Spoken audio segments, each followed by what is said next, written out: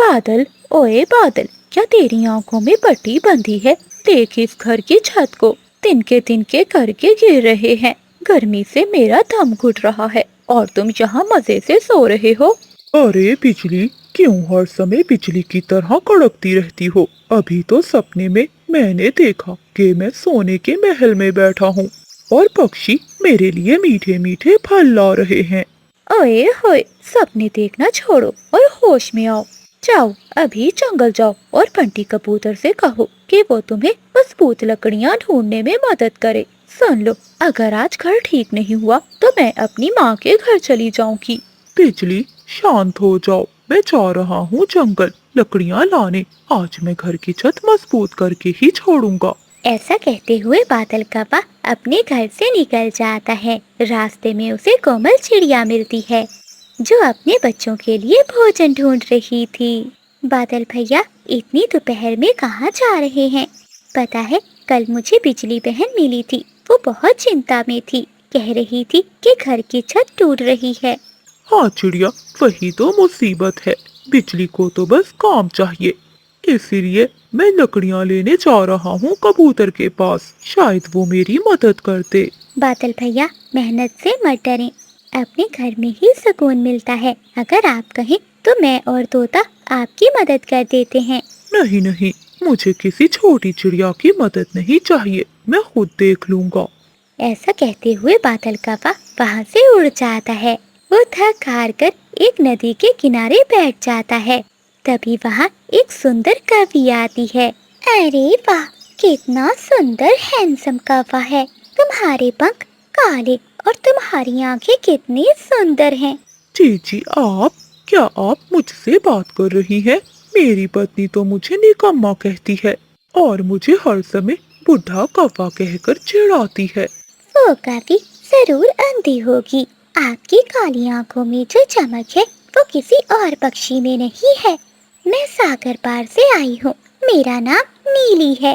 मैंने सुना था कि यहाँ एक बादल नाम का कौवा रहता है जो बहुत सुंदर घर बनाता है। क्या आपने उसे देखा है कहीं?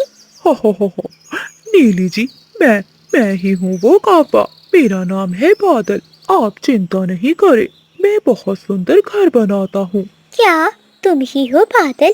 अच्छा, तो बादल जी, क्या आप मेरे लिए घर बना देंगे? बादल जी, आप बहुत सुंदर हैं। मैं भी किसी ऐसे सुंदर कवि की खोज में थी और शादी कर कर अपना घर बसाना चाहती थी। आज मेरी खोज पूरी हो गई। क्या आप मेरे लिए एक घर बनाएंगे जिसमें हम दोनों रहेंगे?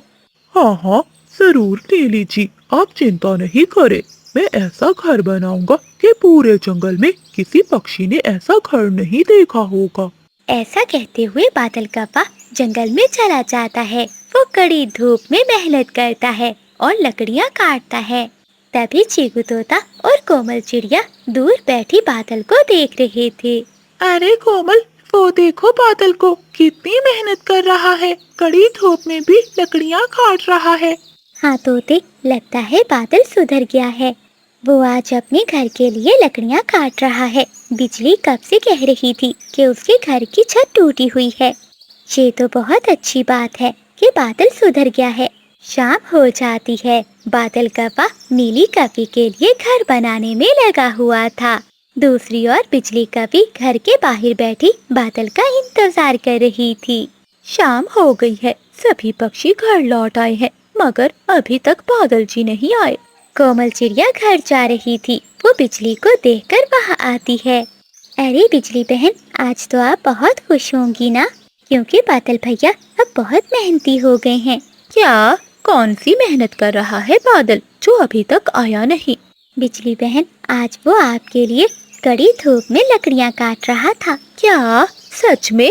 हाँ बिजली बहन, लगता है वो आपसे बहुत प्यार करते हैं और आपको खोना नहीं चाहते। बिजली कवि चिड़िया की बातें सुनकर खुश होती है। आधा घर तो बन गया है। अब जाता हूँ घर। सुबह आकर ये घर पूरा करूँगा और फिर मैं रहूँगा नीली कवि के साथ। ऐसे खुश होते हुए बादल कौवा अपने घर लौट जाता है। बादल जी, लकड़ियाँ कहाँ हैं? मैं कब से तुम्हारा इंतजार कर रही हूँ।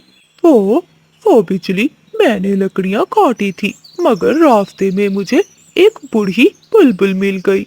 उस बेचारी का घोंसला टूटा हुआ था। तुम्हें तो पता है कि मेरा दिल कितना नरम है। किसी का दुख मुझसे बर्दाश्त नहीं होता, इसलिए मैंने उन लकड़ियों से बूढ़ी बुलबुल को घोंसला बना दिया। ठीक है बादल जी, अगर आज आपने वो लकड़ियाँ किसी जरूरतमंद पक्षी को दे दी हैं, तो मैं आप पर गुस्सा नहीं करूँगी। तुम खाना खाओ और सो जाओ। सारा दिन मेहनत करते रहे होगे, लेकिन हाँ, कल जरूर लकड़ियाँ लाना और इस छत की मुरम्मत करना। हाँ हाँ बिजली, मेरी सुंदर पत्नी, मैं सुबह जरूर लकड़ियाँ लाऊंगा। ऐसा कहते हुए बादल कौवा अपने घोंसले में सो जाता है। ऐसे ही 4 दिन गुजर जाते हैं। बादल कौवा दिन रात एक एक करके बहुत ही खूबसूरत घर तैयार कर लेता है। नीली मेरी जान, आपका महल तैयार है। अब हम यहाँ हमेशा साथ रहेंगे। मैं अभी जाकर अपना सारा सामान लेकर आता हूँ और उस बुढ़िया को हमेशा के लिए छोड़ देता हूँ। हाँ हाँ बादल जी, क्यों नहीं, जरूर जाइए और अपना सामान लेकर आइए। मैं घर में तुम्हारा इंतजार कर रही हूँ। बादल कौवा खुशी खुशी वहाँ से अपने घर जाता है। कहाँ कहाँ है मेरा सामान? कौन सा सामान? किस सामान की बात कर रहे हो बादल? बिजली, मैं ये घर छोड़कर जा रहा हूँ क्योंकि मुझे तुमसे अच्छी एक सुंदर कॉपी मिल गई है। अब मैं अपनी नीली जी के साथ अपने महल वाले घर में रहूंगा। क्या बादल जी, ये तुम कैसी बातें कर रहे हो? मुझे छोड़कर मत जाओ। नहीं बिजली, अब मैं इस घर में नहीं रहूंगा। अगर तुम्हें अपनी माँ के पास जाना है तो जाओ। ऐसा कहते हुए बादल कौवा अपना कुछ सामान उठाता है और वहाँ से चला जाता है। नीली जी, दरवाजा खोलिए। देखिए, मैं आ गया। अंदर से नीली कौवी के साथ एक कौवा बाहर आता है। कौन हो कौवे, और यहाँ क्या कर रहे हो? भाग जाओ यहाँ से, ये हमारा घर है। क्या नीली जी, ये क्या कह रहा है? सच ही तो कह रहा है, पागल बुढ़े कौवे। क्या तुझे वाकई ही लगा था कि मैं तुझ जैसे बुढ़े कौवे के साथ रहूंगी? मेरे पास रहने के लिए घर नहीं था, इसलिए तुझे बेवकूफ बनाकर इस घर को बनवाया है। ये भूरा मेरा पति है। आज से मैं और भूरा इस घर में रहेंगे। ये तुम क्या कह रही हो? मैंने तुम्हारे लिए अपनी पत्नी को छोड़ दिया और सारा दिन धूप में काम करता रहा। अच्छा, जो अपनी पत्नी का नहीं हुआ वो मेरा क्या होगा? मेरा पति ये भूरा कौवा है। बस बहुत हो गया, भाग जाओ यहाँ से, वरना मैं तुम्हें मारूंगा। बादल कौवा डरकर वहाँ से अपना सामान लिए नदी के किनारे जाकर बैठ जाता है। तभी कोमल चिड़िया, तोता और कबूतर वहाँ आते हैं। बादल भैया, हमें सब मालूम हो गया है, आपने बिजली के साथ अच्छा नहीं किया। बाहर की चमक सिर्फ धोखा होती है। चिड़िया बहन, मुझे माफ कर दो, मैंने बिजली का दिल दुखाया। क्या वो अब मुझे माफ करेगी? गलती पक्षियों से ही होती है बादल। चलो हम सब मिलकर बिजली से बात करते हैं। ऐसा कहते हुए वो सभी बादल कौवे को बिजली कौवी के पास ले जाते हैं। बादल कौवा बिजली कौवी से माफी मांगता है। बिजली, मुझे माफ कर दो। मैं उस नीली की बातों में आकर अपनी इतनी सुंदर बीवी को धोखा दे रहा था। अगर तुम चाहो तो मुझे यहाँ से निकाल सकती हो। मैं तुम्हारे लायक नहीं हूँ। बस आखिरी बार तुमसे माफी मांगने आया हूँ। बादल जी, मुझे दुख तुम्हारे जाने का नहीं, तुम्हारे झूठ का था, मगर चिड़िया और तोते ने मुझे सब बता दिया है। बिजली बहन, बादल को सबक मिल गया है। अब हम सब मिलकर आपका घर ठीक करेंगे। बिजली कौवी बादल को माफ कर देती है। ऐसे वो सब पक्षी मिलकर फिर से एक साथ रहने लगते हैं। अपने वफादार रिश्तों की कदर करें, क्योंकि मीठी बातें करने वाले अक्सर दुश्मन होते हैं। गुलिस्तानी जंगल में इस बार गर्मी बहुत बढ़ गई थी। सूरज की आग से नदियों का पानी सूख गया था और सभी पक्षी प्यास से निढाल थे। कोमल चिड़िया, चीकू तोता और कबूतर एक घने पेड़ की छांव में बैठे ठंडी हवा की प्रार्थना कर रहे थे। दोस्तों, ऐसा लगता है जैसे इस बार बादल हमसे रूठ गए हैं। अगर बारिश ना हुई तो हमारी सारी फसलें खराब हो जाएंगी। हाँ कोमल बहन, मेरे भी पंख चल रहे हैं। काश कोई चमत्कार हो जाए।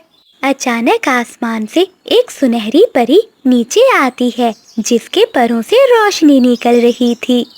ऐ जंगल के वासियों, खुश हो जाओ, मैं मौसमी बहार का संदेश लेकर आई हूँ। आज रात से इस जंगल में जादुई नीली बारिश शुरू होगी। ये बारिश 3 दिन तक मुसलसल चलेगी, मगर याद रखना, ये पानी सिर्फ उन्हीं के लिए अमृत होगा जो मेहनत करेंगे, और काहिलों के लिए ये मुसीबत बन जाएगा। ऐसा कहते हुए वो सुनहरी परी गायब हो जाती है। सुनहरी परी की बातें सुनकर सभी पक्षी तैयारियों में लग जाते हैं। उसी जंगल में बादल कौवा और बिजली कौवे भी रहते थे, जो अपने ठंडे एसी वाले घोंसले में सो रहे थे। कोमल चिड़िया कौवों के घर आती है। बिजली बहन, बादल भैया, उठो, जंगल में बारिश होने वाली है। आप भी अपने लिए भोजन जमा कर लो और अपने घोंसले को मजबूत बना लो। अरे छोटी चिड़िया, तू फिर से अपना रोना लेकर आ गई। मेरे पास तेरे जैसा फजूल समय नहीं है। पता है, मेरे 2 पहलवान भाई हैं, वो मेरे लिए ढेर सारा अनाज ले आएंगे। तू जाकर अपने दोस्तों को भाषण दे। हाँ कोमल, अब जाओ यहाँ से और हमें सोने दो। बिजली, मैं तो तुम्हारे बच्चों के लिए सोच रही थी। लगता है तुम्हें अपने बच्चों की कोई चिंता नहीं। ऐसा कहते हुए कोमल चिड़िया वहाँ से चली जाती है। शाम होते ही जंगल में काले बादल छा जाते हैं। बिजली, तुम अपने भाइयों को फोन करो, वो तुम्हारे लिए भोजन ले आए, इससे पहले कि बारिश शुरू हो जाए। हाँ हाँ पति जी, अभी फोन करती हूँ। फिर बिजली कभी अपने भाई का नंबर मिलाती है। भैया जल्दी आओ, जंगल में बारिश शुरू होने वाली है। टुकनू और मुन्नी को बहुत भूख लगी है। तुम्हारा भाई चोरी करते हुए पकड़ा गया है, इसलिए चीर महारानी ने उसे काल कोठरी में बंद कर दिया है। अगर तुमने दोबारा फोन किया तो तुम्हें भी इस कोठरी में बंद कर दिया जाएगा। बिजली कभी डरते हुए फोन बंद कर देती है। क्या हुआ बिजली? बादल जी, धोखा, मेरे भाइयों ने मुझे धोखा दिया। क्या होगा, घर में एक भी दाना नहीं है। बिजली, अब सिर्फ एक ही रास्ता है। कोमल चिड़िया के पास जादुई अनाज है, हमें वो चोरी करना होगा। रात होते ही जंगल में तेज बारिश शुरू हो जाती है। बादल और बिजली अपने घर से निकलते हैं और चिड़िया के घर की ओर जाते हैं। बिजली, मैं यहाँ पहरा देता हूँ, तुम खिड़की से अंदर जाओ और चिड़िया का अनाज चुरा कर लाओ। फिर बिजली कभी खिड़की के रास्ते से अंदर जाती है। वो जैसे ही अनाज की बोरी को पंख लगाती है तो एक नीली रोशनी चमकती है और वो रस्सी में फंसकर उल्टी लटक जाती है। कोमल चिड़िया ने अपना पहले ही जादुई फंदा लगाया हुआ था। बचाओ बचाओ, बादल जी मुझे बचाओ। बिजली कभी के शोर से चिड़िया भी शोर मचा देती है। चोर चोर, मेरे घर में चोर घुस आया है। पक्षियों पक्षियों जल्दी आओ। बादल कौवा शोर सुनकर वहाँ से भाग जाता है। तभी कबूतर तोता भी वहाँ आ जाते हैं। बिजली बहन, आप मेरे घर में चोरी कर रही थी। अगर आप मुझसे मांग लेती तो मैं आपको कभी भी ना करती। कोमल बहन, मुझे माफ कर दो, मैं लालच में अंधी हो गई थी। मेरे बच्चे भूखे हैं, इसलिए अनाज चुराने चली आई। अब से दोबारा ऐसा कभी नहीं करूँगी। चिड़िया, मुझे लगता है इस कभी को सजा जरूर मिलनी चाहिए। नहीं तोते भैया, अब जंगल में नीली बारिश शुरू हो गई है। ऐसी बारिश में अब ये भोजन नहीं ढूंढ पाएगी और इसके बच्चे भूखे हैं। ये लो बिजली, ये अनाज की बोरी तुम ले जाओ और अपने घर में रहो, अपने बच्चों को खिलाओ। बिजली कभी चिड़िया का धन्यवाद करती है और अनाज की बोरी लेकर अपने घर चली जाती है। ऐसे ही कई दिनों तक जंगल में बारिशें होती रहती हैं। भोजन मिलने के बाद वो कौवे कई दिन तो सुकून से गुजारते हैं, परंतु उन कौवों की फितरत नहीं बदली थी। बादल जी, चलो हम काली पहाड़ी पर जाकर वो जादुई फल खाएंगे। देखो ना, अभी तो बारिश भी रुक गई है। बिजली, देखो आसमान कितना काला है और बिजली भी कड़क रही है, वापिस आना मुश्किल हो जाएगा। नहीं बादल जी, तुम तो हमेशा डरते हो। हम यूं गए और यूं आए। बिजली कभी अपने दोनों बच्चों को घर में बिठाकर बादल को साथ लेकर पहाड़ों की ओर चली जाती है। वो देखो बादल, सुनहरा फल। जैसे ही वो दोनों सुनहरे फल के पास जाते हैं तो एक भयानक बिजली गिरती है। बादल कौवा उसकी जद में आ जाता है। और वो मर जाता है। बिजली कवि के पंख भी बुरी तरह से जल जाते हैं। उठो बादल जी उठो, ये सब मेरे कारण हुआ है। मैंने ही जिद की थी और बादल की बात नहीं मानी थी। जब बारिश थम जाती है तो कबूतर वहाँ से गुजरता है। वो बिजली की ऐसी हालत देखकर उसे चिड़िया के घर ले आता है। कोमल बहन, मैंने हमेशा तुमसे नफरत की और तुमने हमेशा मेरी मदद की। मेरे 2 छोटे बच्चे हैं, इस दुनिया में उनका कोई भी नहीं है। क्या तुम उन्हें अपनी ममता दोगी? बिजली बहन, तुम चिंता नहीं करो, तुम्हें कुछ भी नहीं होगा। और तुम्हारे बच्चे मेरे बच्चे हैं, मैं उन्हें कभी भी माँ की कमी महसूस नहीं होने दूंगी। चिड़िया की बातें सुनकर बिजली कवि सुकून से अपनी आंखें बंद कर लेती है। सभी पक्षी बहुत उदास थे। फिर कोमल चिड़िया बिजली कवि के बच्चों को अपने सीने से लगा लेती है और वो उन्हें माँ की तरह पालती है। ऐसे ही सालों गुजर जाते हैं। कोमल चिड़िया कव्वे के बच्चों को अपने बच्चों की तरह पालती है। वो बड़े होकर बहुत समझदार मेहनती बन जाते हैं। मेरे बच्चों, अब समय आ गया है कि तुम अपनी नई दुनिया बसाओ। अपनी जात के पक्षियों में जाओ और खुश रहो। माँ, हम आपको कैसे छोड़ सकते हैं? आपने हमें तब सहारा दिया जब सबने छोड़ दिया था। बेटा, यही कुदरत का असूल है। अब तुम्हारी उड़ान बहुत ऊंची होनी चाहिए। जाओ बच्चों, हमेशा खुश रहो। पक्षियों के बुरे अमाल उसे तबाही की तरफ ले जाते हैं, मगर एक सच्चा दिल हर मुसीबत को मोहब्बत में बदल देता है। जंगल में पक्षी पानी की एक एक बूंद के लिए तरस रहे थे। नदी का पानी सूखकर मिट्टी बन चुका था और पेड़ भी सूख रहे थे। मगर इस मुश्किल समय में कोमल चिड़िया, चीकू तोता और बंटी कबूतर हिम्मत नहीं हारते। वो सुबह सवेरे ही अपने घर से पानी और अनाज की खोज में निकल जाते हैं। तोते और कबूतर भैया, अगर 2 दिन में बारिश ना हुई तो जंगल के सभी पेड़ पौधे सूख जाएंगे और सभी पक्षी प्यास के कारण मर जाएंगे। हमें कुछ करना होगा। हाँ चिड़िया बहन, तुम ठीक कह रही हो। प्यास के कारण मेरा भी बहुत बुरा हाल है। वहीं दूसरी ओर बादल कव्वा पहाड़ों की घाटी से गुजर रहा था। तभी उसे एक मटका दिखाई देता है। गर्मी, बहुत गर्मी है, पानी पी लेता हूँ। इस मटके में तो पानी है। बादल कव्वा आगे बढ़ता हुआ उस मटके से पानी पीता है। जैसे ही वो पानी पीकर पीछे हटता है तो वो मटका फिर से पानी से भर जाता है। अरे ये मटका तो जादुई लग रहा है। अभी तो मैंने ये सारा पानी पी लिया था और फिर से ये भर गया। मैं इस मटके को घर ले जाता हूँ। बिजली देखकर बहुत खुश होगी। ऐसा सोचते हुए बादल कव्वा वो मटका लेकर अपने घर चला जाता है। अरे बादल जी, ये मटका कहाँ से लाए हो? और ये क्या, इसमें तो पानी है। मुझे दो, मुझे पानी पीना है, बहुत प्यास लगी हुई है। ऐसा कहते हुए बिजली कवि उस मटके से पानी पीने लगती है। जैसे ही वो पानी पीकर पीछे हटती है तो वो मटका फिर से पानी से भर जाता है। बिजली कवि ये देखकर हैरान होती है। बिजली, इतनी हैरानी से क्या देख रही हो? ये जादुई मटका है। ये मटका मुझे काली घाटी से मिला है। इस मटके में से जितना भी पानी पियो कभी खत्म नहीं होगा।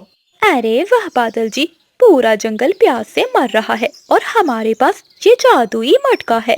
अब हम इस पानी को पक्षियों में मुफ्त नहीं बांटेंगे, बल्कि पक्षियों से इसके बदले में अनाज लेंगे और फिर एक एक बूंद पानी देंगे।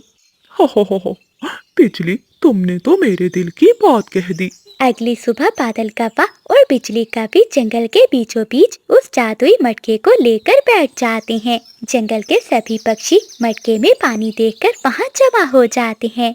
सुनो सुनो पक्षियों, अगर किसी को एक बूंद पानी चाहिए तो उसे अपने 2 दिन का अनाज हमारे घोंसले में रखना होगा।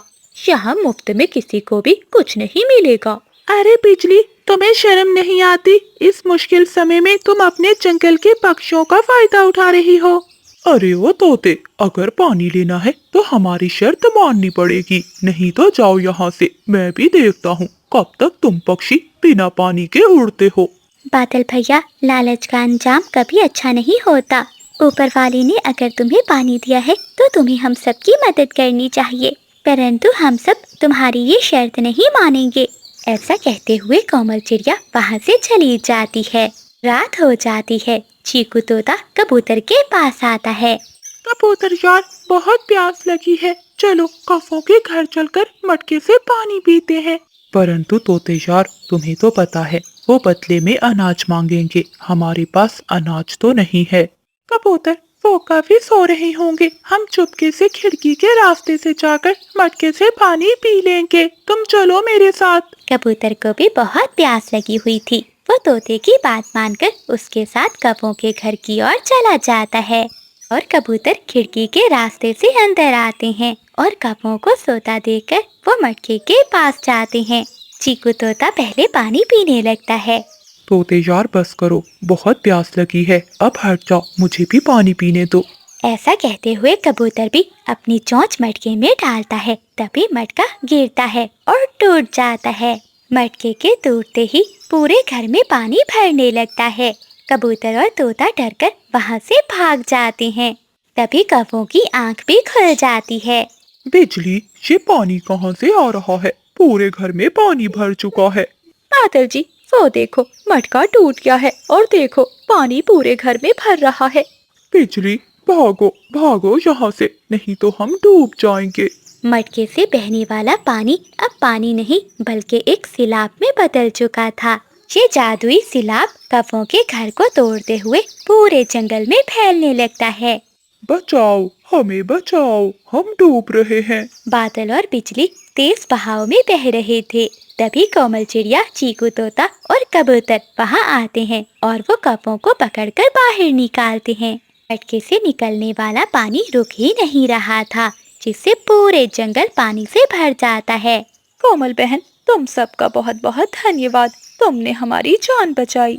चिड़िया बहन, मुझे भी माफ कर दो, ये मटका मेरी वजह से टूटा है। मुझे बहुत प्यास लगी थी, मैं कबूतर के साथ मिलकर मटके से पानी पीने गया था। दोस्तों, अब जो होना था वो हो चुका है। अगर मटके से पानी बहना बंद नहीं हुआ तो पूरा जंगल डूब जाएगा और हम सब पक्षी भी इस पानी में डूब जाएंगे। चलो दोस्तों, सब मिलकर परी माँ को बुलाते हैं। फिर सभी पक्षी अपने पंख एक साथ मिलाते हैं और परी माँ को याद करते हैं। परी माँ जल्दी आइए, हम सब की मदद कीजिए, नहीं तो हम सब मर जाएंगे। तभी आसमान में एक सुनहरी रोशनी चमकती है और परी माँ नीचे आती है। परी माँ के आते ही वो पानी मटके से बहना बंद हो जाता है और सारा पानी जंगल की नदियों में भर जाता है। बिजली, बादल, तुमने मटके से मिलने वाले पानी को अपने पास रखा और मासूम पक्षियों पर जुल्म किया। अगर आज कोमल चिड़िया तुम्हारी जान न बचाती तो तुम इस पानी में बह जाते। परी माँ, हमें माफ कर दो, हम लालच में अंधे हो गए थे। और चिड़िया बहन, हमने तुम्हारे साथ अच्छा व्यवहार नहीं किया, फिर भी तुमने हमारी जान बचाई। आज हम बहुत शर्मिंदा हैं। हाँ चिड़िया बहन, आज से हम किसी भी मजबूर पक्षी का फायदा नहीं उठाएंगे, हम सब मिलकर एक साथ रहेंगे। कोमल, आज तुम्हारे इस नरम दिल ने पूरे जंगल को बचा लिया। अब ये नदी कभी नहीं सूखेगी और इसका पानी सबके लिए मुफ्त होगा। ऐसा कहते हुए परी माँ रोशनी में गायब हो जाती है। मुश्किल समय में दूसरों की मजबूरी का फायदा उठाने वाले हमेशा रुस्वा होते हैं। नेकी और हमदर्दी ही सबसे बड़ी शक्ति है।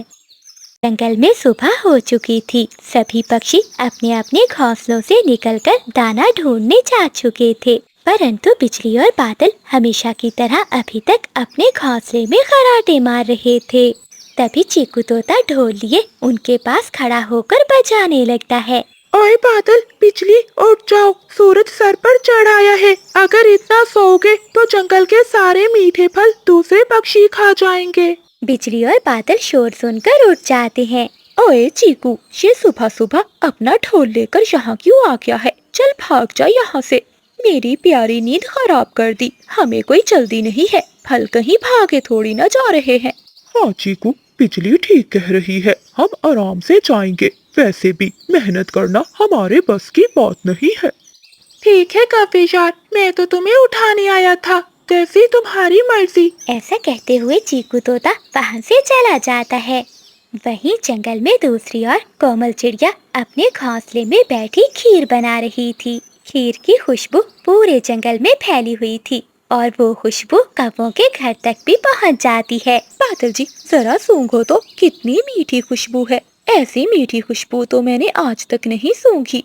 लगता है कोई पक्षी कोई मीठी चीज पका रहा है। हाँ बिजली, ये खुशबू तो चिड़िया के घर से आ रही है। चलो चलकर देखते हैं, शायद हमें भी कुछ मिल जाए। ऐसा सोचते हुए वो दोनों पति पत्नी चिड़िया के घर जाते हैं। कोमल बहन, वाह क्या खुशबू है। आज क्या बना रही हो? अरे बादल भैया, आओ बिजली बहन, आज मैं बहुत मेहनत से जंगल के सबसे मीठे गन्ने का रस और चावल मिलाकर शाही खीर बना रही हूँ। लेकिन ये खीर मैं अभी नहीं खा सकती। क्यों चिड़िया बहन, इतनी मीठी खीर देखकर तो कोई भी नहीं सब्र कर सकता। तुम क्यों नहीं खा रही? क्योंकि बिजली बहन, आज शाम को दादाजी उल्लू का जन्मदिन है। मैंने ये खीर उनके लिए तोहफे के तौर पर बनाई है। उन्होंने हमेशा हमारी मदद की है। आज उनका मुंह मीठा करवाना हमारा भी फर्ज है। ओह, दादाजी के लिए है। चलो अच्छी बात है। बिजली, चलते हैं। ऐसे बादल कव्वा और बिजली कवि अपना मुंह बनाते हुए वहाँ से चले जाते हैं। वो एक पेड़ के नीचे जाकर बैठ जाते हैं। बादल जी, मुझे तो वो खीर चाहिए, किसी भी कीमत पर। अगर वो खीर दादाजी उल्लू ने खा ली तो हमारे पंखों में कुछ भी नहीं आएगा। कुछ ऐसा करो कि वो खीर हमारी हो जाए। सोचने दो बिजली, सोचने दो। हाँ, एक रास्ता है। कोमल चिड़िया बहुत भोली है। अगर हम उससे कहें कि दादाजी उल्लू को खीर नहीं बल्कि कोई और चीज पसंद है तो वो खीर हमें दे देगी। वाह मेरे बादल जी, दिमाग तो तेरा भी बहुत चलता है। चलो अभी चलकर चिड़िया को उल्लू बनाते हैं। कोमल चिड़िया खीर बना चुकी थी। अब वो जाने के लिए तैयार हो रही थी। कोमल बहन, बहुत बुरी खबर है। क्या हुआ बादल भैया, क्या जंगल में कोई खतरा आ गया है? नहीं नहीं चिड़िया बहन, खतरा नहीं। बात यह है कि हम अभी दादाजी उल्लू के पास से आ रहे हैं। उन्होंने कहा है कि आजकल उनके दांत में बहुत दर्द है और डॉक्टर ने उन्हें मीठा खाने से बिल्कुल मना किया है। अगर तुम उन्हें ये खीर दोगी तो उनके दांत का दर्द और भी बढ़ जाएगा और फिर वो गुस्से में तुम्हें डांटेंगे। ए ऊपर वाले, ये मैंने क्या किया? मैंने इतनी मेहनत से खीर बनाई और दादाजी तो इसे खा ही नहीं सकते। अब मैं उनके जन्मदिन पर क्या लेकर जाऊंगी? तुम चिंता क्यों करती हो चिड़िया बहन? तुम ऐसा करो कि ये खीर हमें दे दो। हम इसे जंगल से दूर फेंक आएंगे ताकि दादाजी इसकी खुशबू से भी परेशान ना हो। और तुम उनके लिए बाग से कुछ नरम नरम नीम के पत्ते तोड़ लो। उनके दांत का दर्द भी ठीक हो जाएगा। आप ठीक कह रहे हैं बादल भैया, आप कितने अच्छे हैं। ये लीजिए खीर की हंडिया। ऐसा कहते हुए कोमल चिड़िया वहाँ से नीम के पत्ते लेने चली जाती है। हा, जीत गए बादल, हम जीत गए। चलो अब इस खीर को अकेले में जाकर खाते हैं। ऐसा कहते हुए वो दोनों पति पत्नी खीर की हंडिया लेते हैं और वहाँ से चले जाते हैं। वो दोनों एक पेड़ के नीचे जाकर बैठ जाते हैं। रुको बादल, पहले मुझे खाने दो। नहीं बिजली, पहले मैं खाऊंगा। वो दोनों ऐसे आपस में लड़ रहे थे, तभी चीकू तोता वहाँ आता है। सुनो सभी जंगल के पक्षियों, सुनो। आज शाम को दादाजी उल्लू के जन्मदिन पर एक बहुत बड़ा चमत्कार होने वाला है। तो भी पक्षी सबसे मीठी चीज लाएगा उसे दादाजी सोने का एक सिक्का देंगे। बिजली और बादल तोते की बात सुनकर रुक जाते हैं। सोने का सिक्का? बिजली, क्या तुमने सुना? हाँ बादल जी, अगर हमने ये खीर अभी खा ली तो हमारा सिर्फ पेट ही भरेगा। परंतु अगर ये खीर हमने दादाजी को दे दी तो हमें सोने का सिक्का मिलेगा। हाँ बिजली, तुम ठीक कह रही हो। चलो इस खीर को संभाल कर रख लेते हैं घर में। शाम को दादाजी को सबके सामने देंगे और फिर हमें मिलेगा सोने का सिक्का। वो कभी हंडिया लेकर अपने घर चले जाते हैं। दोपहर हो जाती है। जब वो दोनों कौवे घोंसले से पानी पीने के लिए नदी पर जाते हैं तो तोता घर के अंदर आता है। चीकू के पास दूसरी बिल्कुल वैसी ही मिट्टी की हंडिया थी जिसमें उसने चूने को पानी में मिलाकर एक पेस्ट बना रखा था जो दिखने में बिल्कुल सफेद खीर ही लग रही थी। बादल, तुमने चिड़िया को धोखा दिया, अब तुम भी मजा चखो। शाम हो जाती है। दादाजी उल्लू का घोंसला रोशनियों और फूलों से सजा हुआ था। जंगल के सभी पक्षी, कोमल चिड़िया, तोता, कबूतर, बुलबुल सभी वहाँ पर जमा हो जाते हैं। मेरे प्यारे जंगल के पक्षियों, आप सबका बहुत बहुत धन्यवाद। जो आप मेरे जन्मदिन पर आए। कोमल बेटी, तुम्हारे पंखों में क्या है? दादाजी, मुझे पता चला कि आपके दांत में दर्द है, इसलिए मैं आपके लिए ये नीम के पत्ते लाई हूँ ताकि आपका दर्द ठीक हो सके। मेरा दांत? मेरे दांत तो बिल्कुल ठीक है बेटी, मुझे तो कोई दर्द नहीं। ये सुनकर कोमल चिड़िया हैरान रह जाती है। तभी बादल और बिजली वो हंडिया लेकर आ जाते हैं। दादाजी, जन्मदिन मुबारक हो। आपके लिए जंगल की सबसे मीठी खीर लाए हैं। इस खीर जैसी मीठी चीज पूरे जंगल में से किसी पक्षी के पास भी नहीं है। हाँ दादाजी, अब जल्दी से हमें हमारा सोने का सिक्का दे दीजिए। अरे वाह, बादल भैया और बिजली भाभी, इतना बड़ा दिल। दादाजी, पहले आप इनका मुंह मीठा करवाइए। आखिर ये इतनी मेहनत से ये खीर बना कर लाए हैं। हाँ चीकू, तुम बिल्कुल ठीक कह रहे हो। जो लाता है पहले हक उसका ही होता है। प्लीज तुम पहले अपना मुंह मीठा करो। दादाजी की बात सुनकर वो दोनों बहुत खुश होते हैं और जल्दी से खीर खाने लगते हैं। हाय हाय, ये कैसी खीर है, मेरी तो जुबान ही जल गई। मर गया मैं। पानी पानी लाओ। धोखा हुआ है हमारे साथ। दोनों घोंसले में यहाँ वहाँ कूदने लगते हैं। जंगल के सभी पक्षी उन्हें देखकर जोर जोर से हंसने लगते हैं।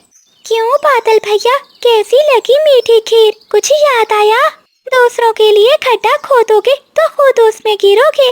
चीकू भैया, ये सब क्या हो रहा है?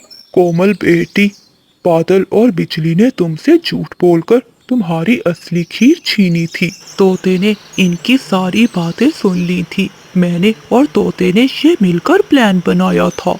ये खीर इनके झूठ और लालच की सजा है।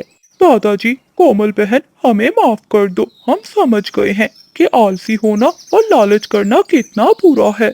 हमने चिड़िया को धोखा दिया, इसलिए हमारे साथ ऐसा हुआ। हाँ चिड़िया बहन, मुझे भी माफ कर दो। चलो कोई बात नहीं, अगर आपको अपनी गलती का एहसास हो गया है तो हम सब मिलकर ये असली खीर खाएंगे। तो प्यारे दोस्तों, इस कहानी से हमें ये सबक मिलता है कि लालच और झूठ का अंजाम हमेशा बुरा होता है। इसलिए हमेशा मेहनत करो और सच का साथ दो। गुलिस्तानी जंगल में आज एक मुकाबला होने वाला था। जो पक्षी भी मुकाबला जीतेगा उसे सितारों का ताज मिलेगा, जिसे पहनकर वो पूरे जंगल का मालिक बन जाएगा।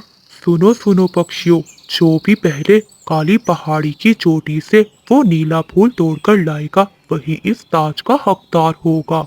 मगर याद रहे, रास्ता सिर्फ परों से नहीं, दिल की सच्चाई से पार होगा। बादल जी, ये ताज हमारा होना चाहिए। सोचो, हम पूरे जंगल पर राज करेंगे। कोमल चिड़िया तो छोटी सी है, वो हमारा मुकाबला कैसे करेगी? परंतु बिजली, वो पहाड़ी बहुत भयानक है। सुना है वहाँ काले साए रहते हैं।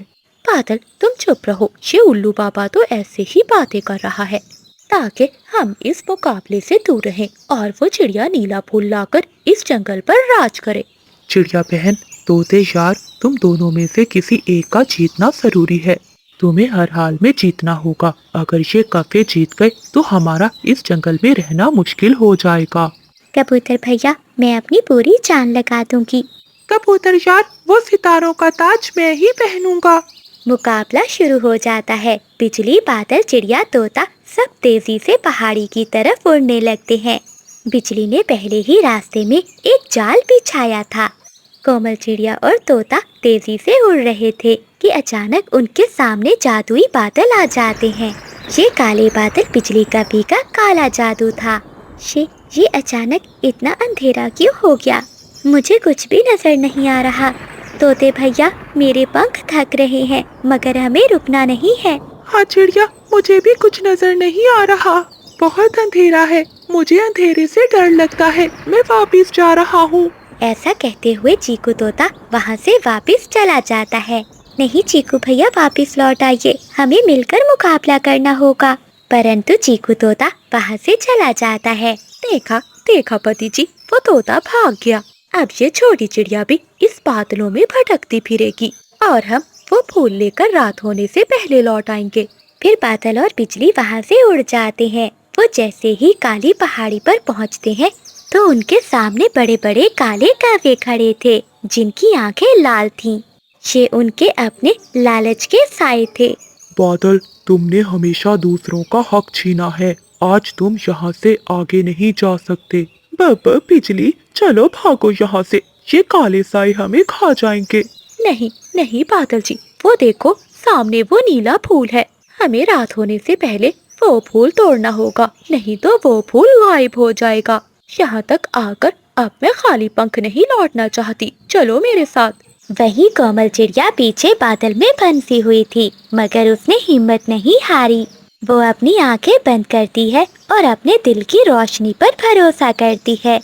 तभी चिड़िया के दिल से एक सुनहरी रोशनी निकलती है जो उन बादलों को चीर देती है। सच्चाई का रास्ता हमेशा रोशन होता है। मुझे समझ आ गया है, ये काले बादल मेरा डर था और ये रोशनी मेरी उम्मीद की है। ऐसा सोचते हुए कोमल चिड़िया तेजी से सीधा पहाड़ी की चोटी पर जाती है, जहाँ बादल और बिजली अपने ही सायों से लड़कर नीचे गिर चुके थे। पहाड़ी पर नीला फूल चमक रहा था। कोमल चिड़िया उसे तोड़ने के लिए आगे बढ़ती है। तभी बिजली कव्वी की रोने की आवाज सुनाई देती है। बचाओ, कोई मेरे पति को बचाओ, नहीं तो ये काले साए हमें मार देंगे। कोमल चिड़िया के पास यही आखिरी मौका था, क्योंकि रात होने वाली थी। बिजली की आवाज सुनकर वो तुरंत वहाँ से उड़ जाती है, क्योंकि उसने मुकाबला जीतने से ज्यादा अपने दोस्तों की जान बचाने को अहमियत दी। कोमल चिड़िया बिजली और बादल के पास आती है। वो अपनी आंखें बंद करती है। चिड़िया में से एक सुनहरी रोशनी निकलती है। उस रोशनी से वो काले साए गायब हो जाते हैं। कोमल, तुमने हमें क्यों बचाया? तुम तो जीत सकती थी। अब तो रात हो गई है, वो फूल गायब हो गया होगा। बादल भैया, मुकाबला जीतने से बड़ा मुकाबला किसी की जान बचाना है। फिर वो तीनों वापस उल्लू बाबा के पास लौट आते हैं। वहाँ हर तरफ खामोशी थी। चिड़िया के पास वो फूल नहीं था, मगर उसके चेहरे पर एक सुनहरी रोशनी थी। कोमल बेटी, तुम्हारे पंख खाली हैं, मगर तुम्हारा दिल नूर से भरा हुआ है। मुकाबला तुमने नहीं, तुम्हारी सच्चाई ने जीता है। तभी आसमान से एक सितारों का ताज उतरता है और वो खुद ब खुद ही चिड़िया के सर पर आ जाता है। बिजली और बादल शर्मिंदगी से सर झुका लेते हैं। कोमल बहन, हमें माफ कर दो। ताज उसके लिए ही होता है जो दूसरों का भला सोचे, हमारे जैसे लालचियों के लिए नहीं। बिजली बहन, ये जंगल हम सब का है। हम सबको मिलकर ही इस जंगल की रक्षा करनी है। फिर कोमल चिड़िया उस ताज की शक्ति से पूरे जंगल में रोशनी फैला देती है। उस रोशनी से जंगल की नदियाँ पानी से भर जाती हैं और पूरे जंगल में पेड़ पौधे लग जाते हैं जो फलों से भरे हुए थे। दोस्तों, असली जीत ताकत या रफ्तार में नहीं, बल्कि नरम दिली और सच्चाई में होती है। ये वीडियो मुकम्मल तौर पर फर्जी है और सिर्फ तफरीह और तालीमी मकासद के लिए बनाई गई है। इस वीडियो में दिखाए गए तमाम वाक़यात, किरदार और कहानियाँ मुकम्मल तौर पर फर्जी हैं। इनका हकीकी वाक़यात या लोगों से कोई ताल्लुक नहीं। इस वीडियो का मकसद बच्चों को गुलिस्तानी जंगल में आज के दिन एक अजीब सी खामोशी थी। जो पेड़ कभी हरे भरे हुआ करते थे, आज वो पत्थर की तरह सख्त हो रहे थे। अरे, ये फल इतना सख्त क्यों है? बंटी बकरी, देखो तो सही, हमारे जंगल के सभी पेड़ पौधे क्यों इतने सख्त हो रहे हैं? कोमल बहन, मेरे पंख भी भारी हो रहे हैं। ऐसे लग रहा है जैसे कोई चीज मुझे जमीन की तरफ खींच रही है। तभी बुलबुल घबराती हुई वहाँ आती है। दोस्तों, भागो यहाँ से। मैंने जंगल के उस पार देखा है, वहाँ के सारे पक्षी पत्थर की मूर्तियाँ बन चुके हैं। क्या? पत्थर? नहीं, मैं अभी इतना जवान हूँ, मैं पत्थर नहीं बनना चाहता। चिंकी, कुछ करो।